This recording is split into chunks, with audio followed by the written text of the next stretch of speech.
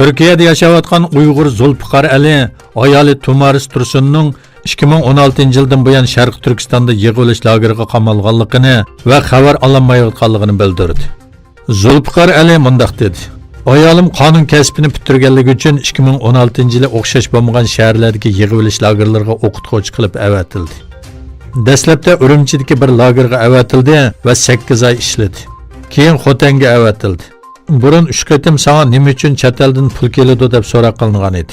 2016 yilning oxiridan buyon telefon bilanmi ko'rishammidik.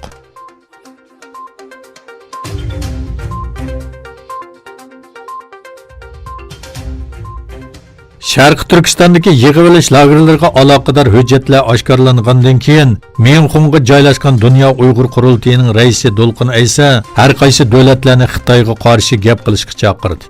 Shveysariya ziyorati jarayonida so'z qilgan Dolqin Aysa, bu hujjatlar oshkorlandi, hamda sukut qilishga yana bahona yo'q. Hujjatlar hamma narsani aniq o'tirg'a qo'ydi. Xitoyga bo'lgan besim texmi ortish kerak dedi. Shveysariyaning Xitoy bilan bo'lgan erkin savdo kelishimiga xotim berish kerakligini aytgan Dolqin Aysa, Shveysariya shirkatlarini Xitoy bilan bo'lgan savdosini davomlashtirish uchun to'g'ri vaqt emasligini ta'kidladi. Dolqin Aysa Sharq Turkistondagi yig'ilish lagerida tutib turilayotganlar sonining 3 milliondan oshganligini ta'kidladi.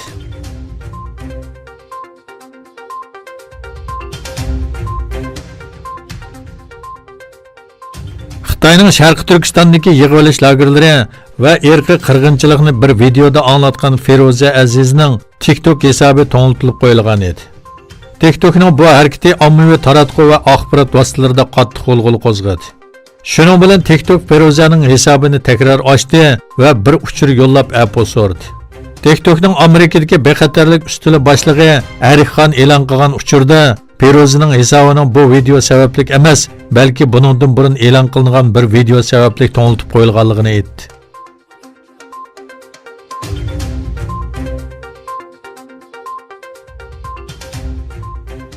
Amerika prezidenti Donald Trump Hong Kongga aloqador ikki qonun loyihasini imzoladi.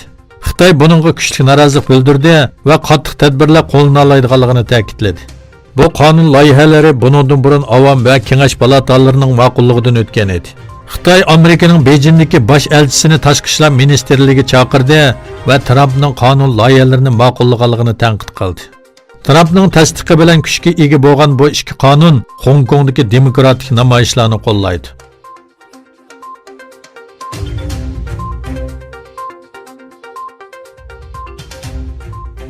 Amerika texnik şirketlerining Xitoyda yaqinqi yillardan buyon keng umumlashgan raqamli ko'zitish va nazorat qilish to'rining qurilishida qattiq detal va texnika bilan ta'minlashda muhim rol o'ynaganligi o'tirg'i chiqdi.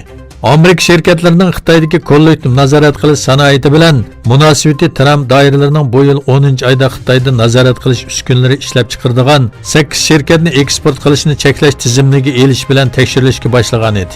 Amerika Savdo ministrligi bu shirkatlarning Xitoyning Sharq Turkistondagi kishilik huquq tajovuzchilarida rol o'ynaganligi uchun embargo tizimligiga elinganligi bildirilgan edi.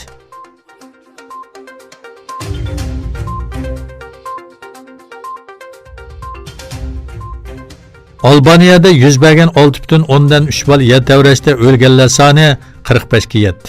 Albaniyada 26 noyabr yuz bergan va tevrash markazi Draj shahriga 15 kilometr bo'lgan 6,3 bal yer tevrashda o'lganlar sonining 45 ga yetganligi, 790 kishining yaralanganligi bildirildi.